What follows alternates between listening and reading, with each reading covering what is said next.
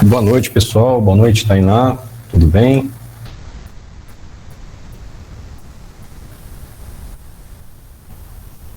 Seu microfone está fechado, por isso que nós não te ouvimos.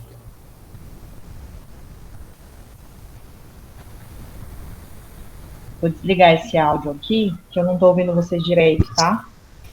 Ah, joia. Tá bom. Tá um chiado. Aí eu deixo só minha câmera, eu acho que vocês estão me ouvindo. Que eu testei e estava assim na outra reunião. Vou deixar minha câmera, aí o áudio vai sair pela outra Tainá que vem, que é do celular. Tá bom. Tá bom.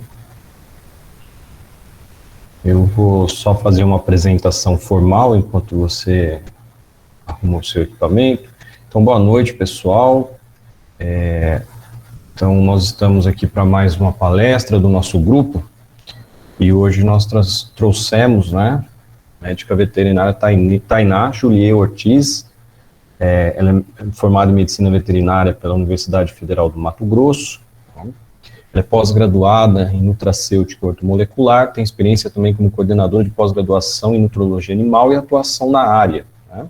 Depois ela pode falar um pouquinho mais também da área de atuação, né? Mas hoje o nosso tema, então, ele é voltado para a nutrição dos hepatopatas, né? Então, de antemão, quero agradecer, Tainá, pela sua presença. Você tem uma vida atribulada também, né? E nos atender nesse horário. E estamos muito satisfeitos. E aí já avisamos o pessoal, o que nós fazemos, até por questão da tecnologia, para facilitar, o que eles tiverem de dúvidas, eles vão trazer mais ao final, eles vão colocando no chat, nós vamos reunindo essas questões, e ao final nós fazemos para ficar mais fácil, para não ter interrupções, tá bom? Tá bom. Então, eu não me importo de interromper também. Vocês estão ouvindo bem agora? Sim, estamos ouvindo. Se tiver algum problema no áudio ou algum problema aí com você, eu abro o meu microfone e te aviso. Isso, por favor. Deixa eu compartilhar aqui, que eu não sei muito bem mexer. Agora sim, né? Agora foi. Perfeito. Bom, eu decidi montar uma apresentação exclusiva para vocês, porque, assim, fazia um tempo já, né, que eu não fazia uma apresentação assim. Então, é uma apresentação bem personalizada. E, no final, eu gostaria que, se vocês tiverem dúvidas, né, eu vou abrir antes um pouco para dúvidas. Bom, eu sou Tainá Juliê Ortiz, sou médica veterinária, colega de vocês, né, comecei a minha carreira... não nada a ver com a parte de nutracêutica, de nutrologia. Eu queria cirurgia, estava totalmente perdida, então recomendo a vocês conhecerem várias áreas antes de decidirem o que realmente vocês querem, e não ficarem com medo, porque às vezes a gente está na faculdade, a gente fica com medo de ficar atrasado, de não entrar na carreira acadêmica e depois não ter tempo para fazer isso, porque a faculdade pode não aceitar, enfim, né? Eu tinha muito isso, a maioria dos meus colegas na época também tinha medo, né, de não conseguir passar em uma residência e depois ficar, Deus dará, né, sem saber o que fazer, sem aceitação no mercado. E isso a gente vê quando a gente vai para o mercado de trabalho. A gente vê que isso pouco importa, né? Não que não seja importante, né, seguir uma carreira acadêmica, desde que você queira ir para esse caminho, mas para outros caminhos a gente tem um leque de opções também. Então eu sempre gosto de fazer uma apresentação para alunos em que, mostrando que existem muitas portas, que a gente não precisa ficar limitado, né, às coisas que às vezes a gente está ali só no meio de pessoas que a gente conhece, mas sim, existem muitas opções, e eu acabei caindo nessa área por acaso, porque uma colega indicou, outro me falou, e aí eu fui estudando e gostando, mas também porque eu abri a minha mente para muitas oportunidades. Eu queria grandes no começo, não tinha nada a ver com pequenos, depois eu fui para a área de controle de qualidade, e aí acabei seguindo a área de pequenos animais, né, onde depois de um tempo acabei me descobrindo na nutrologia e na parte mais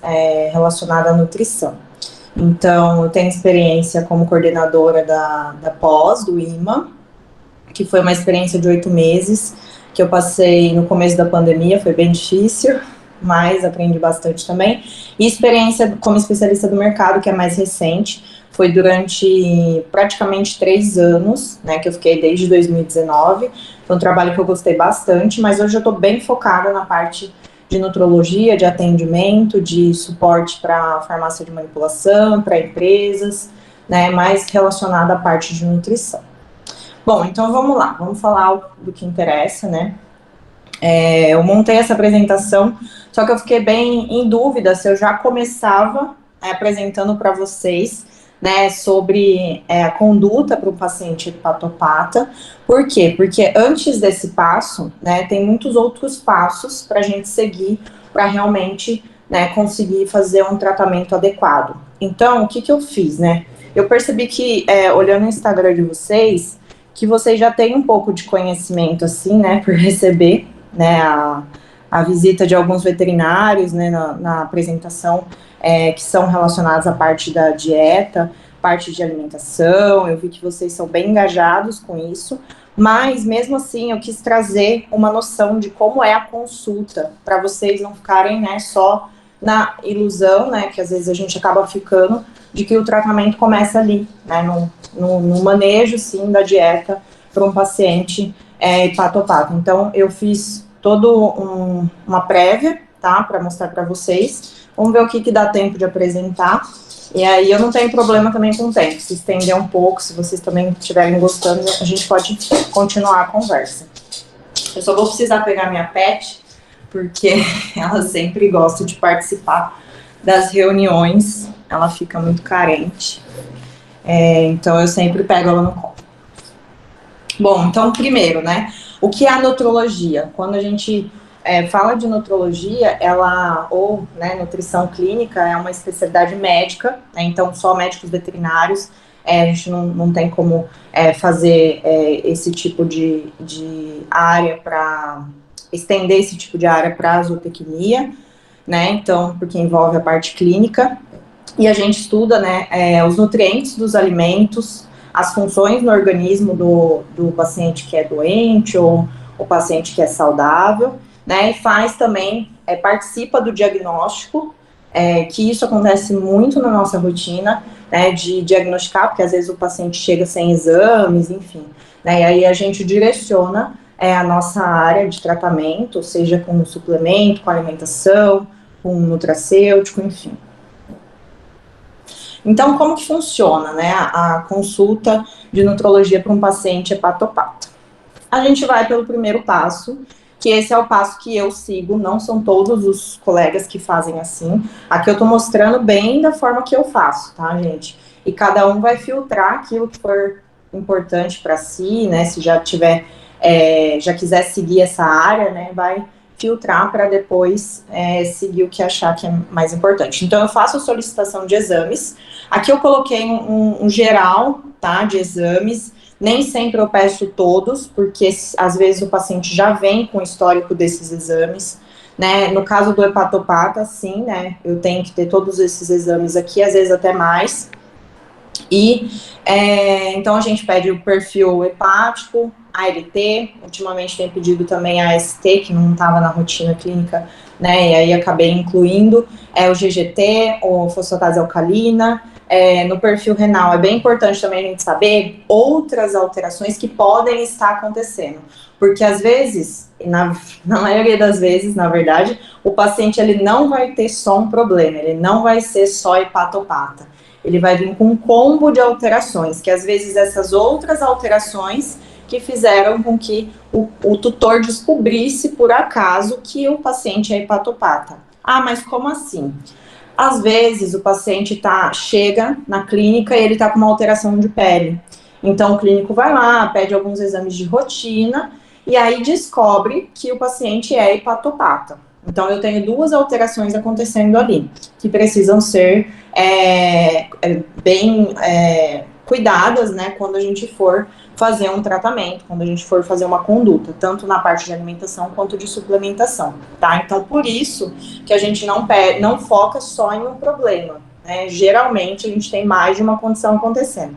Mas aqui eu vou trazer uma hipótese até de um paciente hipotético, na verdade é um paciente meu, só que eu coloquei outro nome para a gente observar como se fosse só uma alteração mesmo acontecendo no fígado e como eu trataria. Vocês querem interromper, fazer alguma pergunta agora? Bom, eu vou falando aqui, né, vou perguntando para vocês, porque às vezes pode surgir, depois passa muito do que eu vou falar, né, não vou me estender tanto também, né, para vocês não se assustarem, mas aí vai passando os assuntos, né, às vezes alguém esquece do que ia perguntar. Bom, então eu peço esses exames para a gente ter uma noção, né, o ultrassom ele vai ser bem importante, a urinálise ela é um exame muito bom, porque para a gente que é ou nutri, ou nutrólogo, vai dar uma visão muito boa de consumo de água, se realmente não está com alguma infecção urinária ali, e é um exame barato, então é um exame que vale muito a pena, né, a gente fazer, dosar também, né, nesse exame, nessas solicitações de exame que a gente faz. Então, a gente vai para a parte de análise, né, desse resultado de exames. Aqui é um exemplo, tá, de um paciente que está com alteração em ALT, está aumentado, não é tanto, porque eu já peguei bem mais aumentado. E fosfatase alcalina também não é monstruosa, apesar de aqui, se vocês olharem, né, vão ver, falam, nossa, quase o dobro, mas na rotina, às vezes a gente pega 7 vezes mais aumentado, dependendo da alteração, se tiver um tumor, né, de fígado, pode pegar até 10 vezes mais aumentado, então, dependendo do quadro, isso pode ser bem grave. Bom, aqui é um exemplo de um ultrassom, né, do fígado, o resultado aqui de um ultrassom, né, dimensões já estão preservadas, né, o parênquima já está com uma ecotextura grosseira, então aqui, na verdade, não está tão alterado assim, mas aqui dá para perceber que é um paciente provavelmente mais velhinho, né, mais idoso. E aqui é um outro resultado de ultrassom, né, aqui já tem dimensões aumentadas, né, apesar de já ter, tá com parênquima normal, ecotextura normal, então aqui provavelmente alguma alteração mais aguda, acontecendo nesse fígado. E aqui é uma alteração que geralmente, quando o fígado está com algum problema, está com algo agudo, né, às vezes agudo ou crônico, às vezes também apresenta alteração na vesícula biliar, tá? Sim, tá muito próximo, né? Então é muito comum a gente pegar uma alteração no fígado e também pegar uma lama biliar, como no caso desse paciente aqui. Aí eu fiz aquela análise, eu já sei que tá com aquela alteração, então eu vou para a anamnese. Na anamnese, gente, ela é muito completa. Aqui eu nem sei se eu coloquei tudo, porque eu fui fazendo e lembrando das perguntas que eu faço para os tutores, mas, assim, no geral é isso. Qual que é a rotina de alimentação? Então, já ponho um tópico só de alimentação. Então, eu pergunto sobre os alimentos que consome, a frequência, eu já pergunto quais as porcarias que consome, porque geralmente todos dão, quase todos, 90% dos tutores que passam comigo, 80, tem uns que são bem certinhos, mas que acabam dando coisas, né, da rotina. Então eu pergunto qual que é a porcaria, eu não pergunto se dá, porque se dá alguma coisa, eu deixo em aberto, e aí o tutor fala, eu não vou falar que eu dou tal coisa, né. Então eu já pergunto qual que é a porcaria, se não dá pizza, não dá sorvete. E sim, gente, pasmem, isso é muito comum. Às vezes até na casa da gente, que é veterinário, tem alguém ali sabotando a dieta do nosso pet. Então isso é muito comum mesmo. Então eu pergunto toda a rotina, se existe outro pet que se alimenta com aquele pet. Por exemplo, gatos, já é um pouco mais complicado a gente fazer um manejo, porque vocês concordam que a alimentação geralmente é junto dos dois gatos. Então às vezes eu vou ter que usar um meio termo ali para o gato que está com mais alteração, para o outro que está saudável acabar consumindo, mas não causar um dano no que está, né, com comprometimento ali hepático. Então eu pergunto isso, né, a frequência dessa alimentação que é feita, geralmente é de 2 a 3 vezes ao dia, né, que os tutores fazem por conta de rotina de trabalho mesmo. Aí a gente vai para outras perguntas, né? Pergunto das fezes, a textura, a frequência que faz, se passeia. A outra pergunta que eu esqueci de colocar aqui é se tem rotina de passeio, isso altera muito a questão de inflamação, a questão de estresse, de comportamento, né? Então, e também, às vezes, passeia, se ele consome alguma coisa durante o passeio, né? Que pode causar, sim, uma hepatotoxicidade, né? Dependendo do que ele consome. Como que é essa urina, frequência, odor, coloração, qual que é a frequência do consumo de água, da onde é essa água, qual que é a fonte dessa água, da torneira, é água comprada, água mineral, qual que é o tipo da água que é fornecido, porque dependendo da cidade, igual aqui na minha cidade, né, que eu sou de Americana, interior de São Paulo, é bem complicado a questão da água. Quando o tutor da água da torneira, eu já fico meio preocupada, né, porque tem água, a água é bem suja, né, pode ter inclusive giardia, né, nessa água. Então, a água daqui é bem ruim, e aí é uma pergunta bem importante de ser respondida. Bom, né, continuando aí nas perguntas, né, se o paciente já teve, se o paciente está em tratamento, se está tomando medicação, isso é muito importante, porque o fígado, gente, ele vai fazer a metabolização da maioria dos medicamentos, e aí a gente vai precisar de um fígado estar funcionando muito bem para que esse medicamento seja corretamente metabolizado no tempo que o clínico estipula de tratamento, tanto durante o dia quanto durante qual que vai ser o tempo que ele vai deixar esse paciente tomando aquela medicação. Então, essa parte da medicação, ela vai ser bem importante, para vocês saberem o que está sendo feito além do que você vai fazer. Se possui histórico de outras doenças, né, ou problemas, o que eu tinha comentado, se tem interesse, aí a gente já entra, né, no que o tutor já sabe sobre alimentação, qual que é a crença dele, o que ele está disposto a fazer, né, se ele conhece o que é alimentação natural, e até vou falar para vocês, não coloquei aqui, mas alimentação natural é um termo que ficou muito conhecido, né, por alguns médicos veterinários que começaram, né, nesse tipo de alimentação, e aí é um alimento, na verdade, o correto é dizer que é um alimento biologicamente apropriado, né, que ele é mais apropriado do que um alimento seco, né, se a gente for ver em termos de balancear uma dieta, né, deixar ela balanceada com os nutrientes que precisa, suplementação e proporção, ela é mais adequada, né, mais biologicamente adequada do que outras opções que a gente tem no mercado, tá? Então, o termo correto seria até comida mesmo para o pet,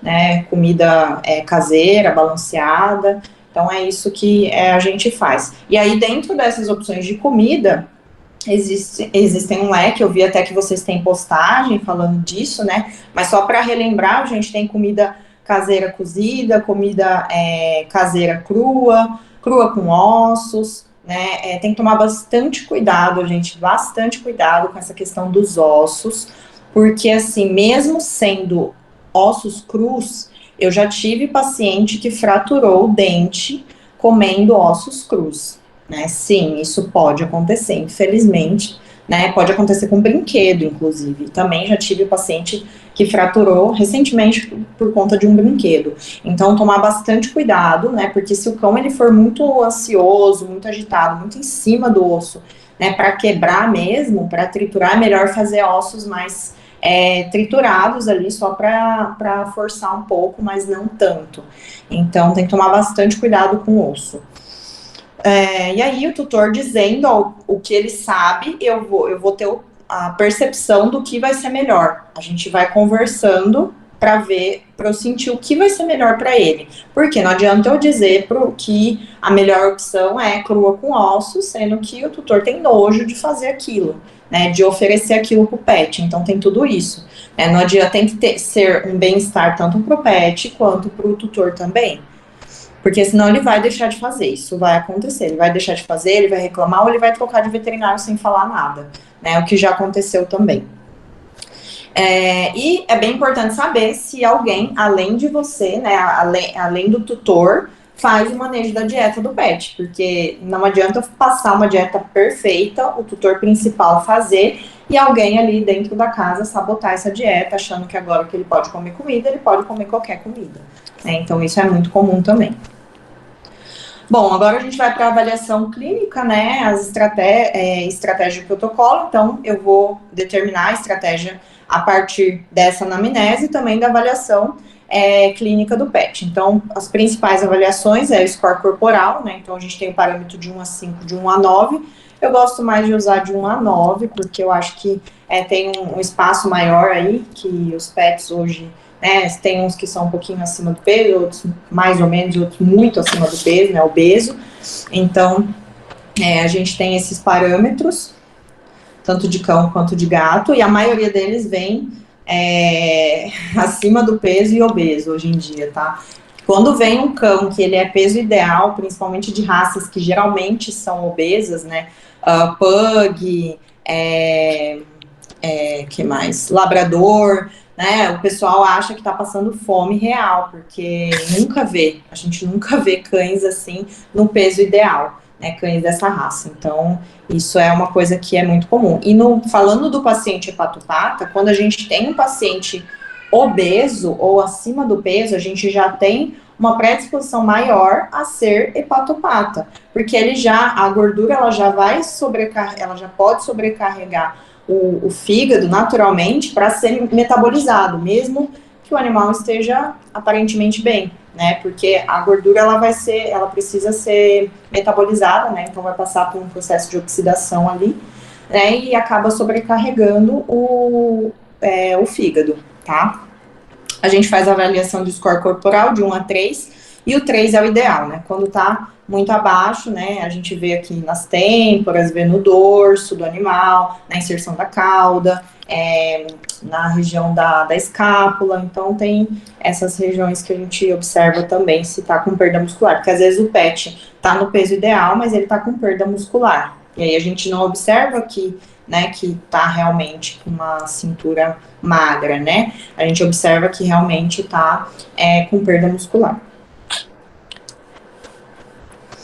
Então, a gente avalia também a parte oral, isso é bem importante, saber se esse pet tá com tártaro, tá com algum dente quebrado, porque às vezes eu posso chegar com um pet que não tá comendo, quando eu vou ver tá com uma gengivite, então não vai comer direito mesmo, né, porque realmente ele tá sentindo dor. Então, é bem importante fazer essa avaliação, que poucos veterinários fazem. Não é que poucos fazem, que poucos dão atenção. Às vezes a gente olha e vê que tem, mas não vê que pode, aquele dente ali tá preocupante, pode formar um abscesso e o animal parar de comer simplesmente por conta disso, não por outra alteração, né? E também ali é um foco de inflamação. Então, a escovação de dente eu passo para todos os pacientes, porque antes de eu ser nutróloga, eu fui clínica. Então, a clínica ela é sempre soberana, então eu preciso ter a base da clínica, que é o que eu indico até para vocês que pretendem seguir isso, vocês façam clínica, trabalhem um tempo, tipo 1 ano pelo menos na clínica, na rotina do batidão, para vocês entenderem qual que é o movimento que vocês vão entrar quando forem para a parte de nutrologia, nutrição, endócrino, para qualquer área que seja mais especializada, porque hoje eu vejo uma galera saindo direto da faculdade com uma especialização e indo só focando na especialização e não sabe clinicar, não sabe o básico, tá? Então, é uma dica, tá, gente? Vocês filtram e seguem o que vocês acharem que é mais importante. Que foi, Fia? Você quer ficar aqui ou você quer descer? Sim, você me atrapalha. Bom, aqui eu coloquei um paciente hipotético, tá? Quer dizer, é um paciente meu, mas ele não chama Billy, é só porque, né, vocês iam deixar gravado aqui também para não expor um paciente. Então, o paciente Billy, né, eu peguei aquele exame que eu mostrei para vocês, então não tá tão alterado assim, né, o fígado eu peguei um daqueles lá que eu mostrei para vocês, né, com dimensões discretamente aumentadas, não é tanta hepatomegalia assim, né, mas tá o restante da margem tá preservado, parênquima, e com uma lama biliar ali, né, pra gente dar uma atençãozinha. E eu fiz um resuminho, então, da tutora aqui, da anamnese e do exame clínico, para não estender muito. Então, um paciente cão, adulto, clinicamente bem, sem alterações, apenas acima do peso, né, na verdade, a queixa da Maria, dona do Billy, é que ele tá acima do peso. Então, tá com score de 6 a 9, de 6 de 9, né? Então, um pouquinho acima do ideal, que é 5. E um score muscular 3 de 3, perfeito. Não precisa pensar em aumentar a massa magra. Come ração seca e os petiscos dos humanos, né? O clássico, doce, pizza, tudo que os humanos comem. E a tutora optou em fazer comida caseira, cozida, mais suplementação. Então, vamos lá. Como que eu faria isso? O que a gente precisa pensar no fígado? O fígado, ele é um órgão que ele trabalha muito bem quando eu tenho níveis de carboidrato nessa dieta mais alto, né? E quando ele está sobrecarregado, eu preciso evitar o máximo, sim, não o máximo, mas naquela condição ali, pelo menos até ele ficar bem, né, melhorar, eu preciso evitar que ele trabalhe em excesso, né, eu preciso evitar gorduras, né, principalmente gorduras saturadas, gorduras de origem animal. Então a gente evita um pouco nesse momento, né, pro animal é muito importante, tá, a gordura, ela vai ser muito importante, porém nessa condição a gente vai reduzir um pouco. E eu vou deixar um nível mais alto de fonte de energia baseada em carboidratos complexos. Aqui eu tô falando de fonte de energia, tá? Por que eu não coloquei proteína? Porque a proteína ela não deve entrar como fonte de energia. Isso é muito caro para o organismo, porque eu vou usar uma quantidade de proteína muito alta para obter energia e vou sobrecarregar no longo prazo o meu rim, tá? Então a gente usa fonte de energia, lipídios e carboidratos complexos. E aí eu uso fontes de carboidratos, fontes de proteína que provavelmente não vai ter gordura, né? Porque a intenção aqui é deixar uma dieta com carbo mais alto, tá? Low fat aqui, mais low fat possível. Então, se fosse numa ração, eu pensaria ou numa gastrointestinal, ou numa obesity, ou numa ração, deixa eu ver, light, né? Nessa situação aqui. Ah, mas light não é pro fígado. Ah, do fígado você usaria?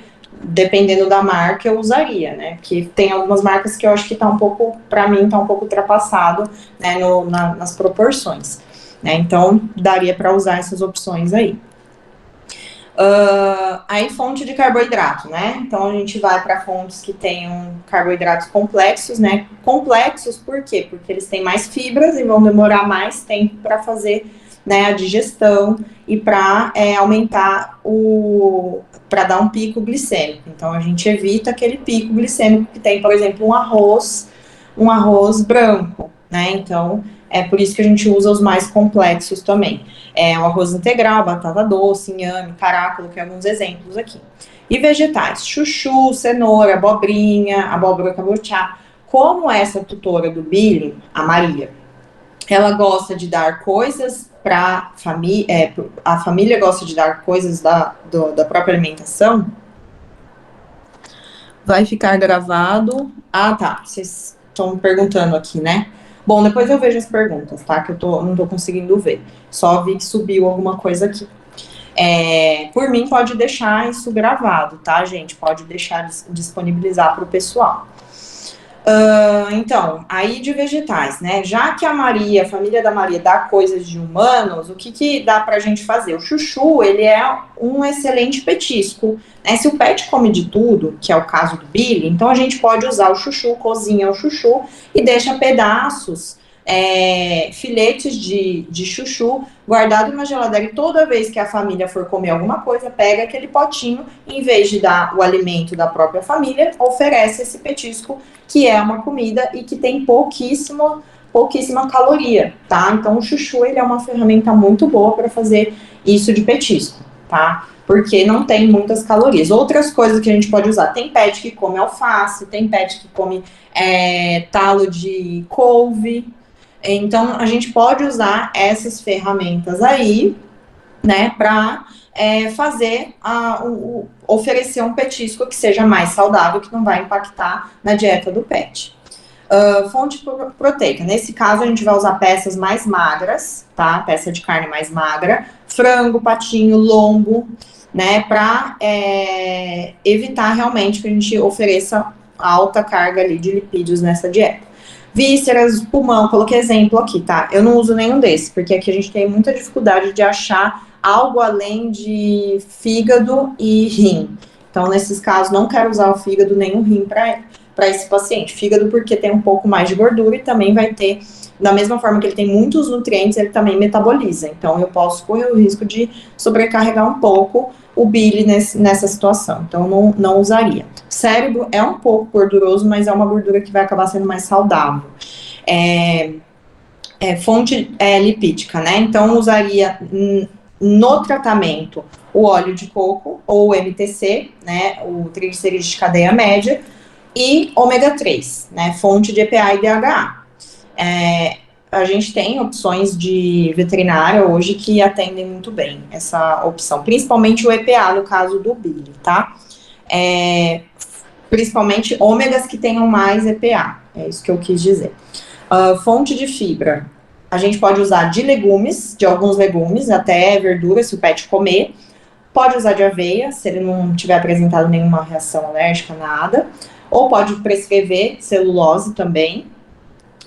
Ou Fiber+, que é uma opção humana, mas que também serve muito bem para complementar ali as fibras. Você vai descer, minha filha? Então desce. Então vamos lá. Suplementação da comida.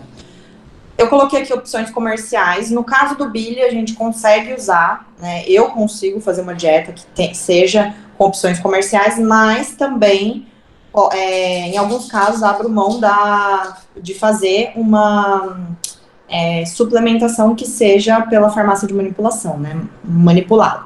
Então, daí eu tenho que colocar todos os nutrientes que estão faltando nessa dieta. Ah, Nutri, mas como que você faz isso? Gente, eu preciso de um software para me ajudar. Seja ele Funcional Pet, seja ele... Esqueci o nome do outro que tem. Esqueci o nome dos outros todos, que eu não uso mais.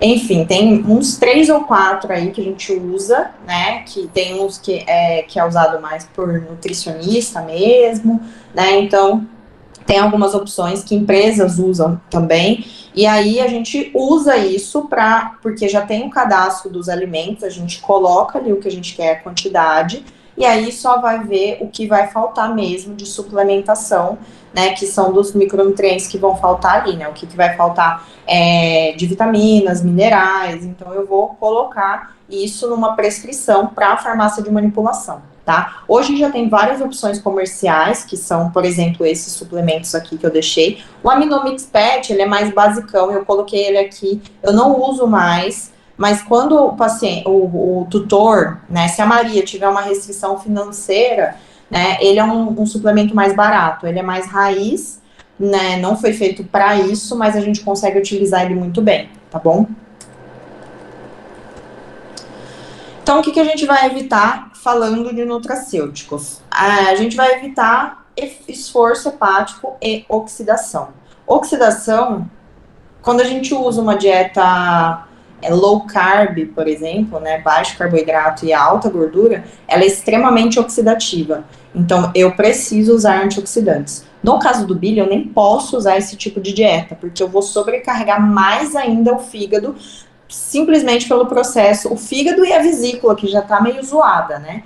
Porque eu vou sobrecarregar mais ainda esse fígado e essa vesícula para poder fazer a metabolização dessa gordura. Então, eu não vou usar de jeito nenhum. Aliás, né, eu vou usar uma quantidade muito mínima, que é o mínimo ali, né, pra gente não começar a ter outros problemas, né, de pele, de sistema nervoso central, enfim, o mínimo possível dessa dieta vai ser de gordura e a gente vai dar um gás ali, utilizando carboidratos. Aqui eu coloquei exemplo, tá, de coisas que geralmente são mais gordurosas, né, então a gente vai evitar qualquer alimento fora da refeição, vai falar pra Maria, se seu cão comer pizza, se seu cão comer sorvete, qualquer coisa que vocês derem, ele pode morrer, né, então, tô brincando, não é assim também, mas a gente tem que ir mais por esse caminho, porque senão o Billy vai morrer mais cedo. Então a gente vai fazer o quê? Se ele não tiver um problema de câncer, tá? Se ele tiver um câncer associado a essa alteração hepática, no caso do Billy ele não tem, então a gente pode estimular, a gente deve estimular a replicação celular, porque o fígado se autorregenera, né, quando ele tá quando ele consegue trabalhar, ele tem uma facilidade de produção de antioxidantes e se regenerar. Então, ele tem essa capacidade de se regenerar, então a gente vai estimular a replicação celular e a ação antioxidante. Então, a gente pode usar curcumina, a gente pode usar resveratrol, só tem uma ressalva com relação à curcumina e a silimarina, que também é utilizada, né, que como elas trabalham com a citocromo P450, né, que é uma enzima que acaba tendo uma ação bem intensa quando você faz outras medicações, não é tão interessante no momento que estiver fazendo medicações do tratamento, a gente associar com curcumina se ele já tiver com mais de 1 ou 2 medicações, tá? Então, só nessa situação que eu evitaria, optaria por SAMe, a L-carnitina, taurina, B12, B9, o desmoped também, que não trabalha o citocromo P450, que dá pra gente utilizar, vai ajudar a produção do próprio antioxidante que o organismo produz, né? Então, a gente consegue trabalhar assim, né? Resveratrol é uma opção também. E outras coisas que eu também prescrevo, como antioxidante, que vai ajudar. E não só antioxidante, mas também a L-carnitina, por exemplo, né? Como o bile está um pouco acima do peso, e eu preciso ajudar essa gordura que ele tem a se transformar em energia, né? Poupando um pouco o fígado, eu vou usar a L-carnitina também para auxiliar essa questão, né? Porque qualquer processo de perda de peso, isso tanto para animal quanto para humanos, eu vou sobrecarregar o fígado se isso for muito intenso, tá? E se esse fígado já estiver sobrecarregado, eu vou aumentar o trabalho do fígado num processo de perda de peso, né? Então, como aqui a gente vai ajustar a dieta do bile, então ele vai precisar de um fígado trabalhando, performando melhor ainda, tá? Então, não posso causar mais um problema por conta dessa perda de peso que vai precisar acontecer. Gente, eu moro na roça, o trem passa aqui na frente, por isso que tá apitando.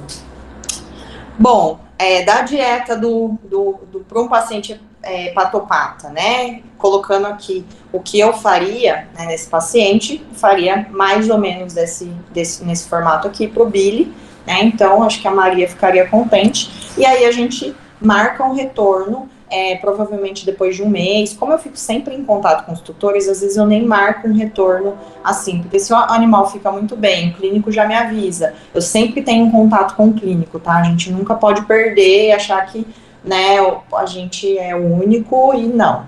Eu sei, pelo menos eu trabalho assim, funciona muito bem. Eu sempre tenho contato com o clínico, passo a minha visão ali do tratamento, o clínico passa as informações, os exames, às vezes já vem com exames, né? Então eu gosto de trabalhar nesse formato. Bom, sobre a parte da apresentação, né, seria isso. Vocês podem pegar meu contato também para dúvidas, para se vocês quiserem conversar aí da veterinária, estou à disposição. Ixi, agora o trem aqui tá mais alto ainda, que tá passando aqui a parte da frente dele. Bom, eu vou fechar a apresentação, então. Então, nós agradecemos mais uma vez. O pessoal te acha como? Instagram? Como que é? Eu vou colocar aqui de novo. Deixa eu copiar o que eu coloquei lá na apresentação. Se vocês quiserem a apresentação, eu posso disponibilizar também, sem problemas, tá? Ok, se você mandar pra gente o PDF, nós disponibilizamos então pro pessoal. Eu mando, sim. Vai estar na apresentação também, mas, né, porque acho que algumas pessoas saíram, mas para quem tá aqui eu já vou colocar as informações. Isso, legal. Assim o pessoal consegue te encontrar, seguir no Instagram. Assim, o Instagram eu vi que tem lá, bem dinâmico, né? Tá com umas boas apresentações, uns vídeos, assim, bem legal. Já tô nessa era aí, TikTok, já dei aqui, então tá tudo certo. É assim que funciona mesmo, né? Tá joia. Então tá, gente, obrigada, Tá bom, então. Boa noite, fico muito feliz pela apresentação aí. E se tiver mais assuntos, pode chamar, se eu tiver disponível, eu monto uma apresentação para vocês de novo. Chamaremos. Muito obrigado. Boa noite. Obrigada, Boa noite, até mais. pessoal. Boa semana para vocês. Tchau, Joana. Tchau, pessoal. Vocês também. Tchau, tchau.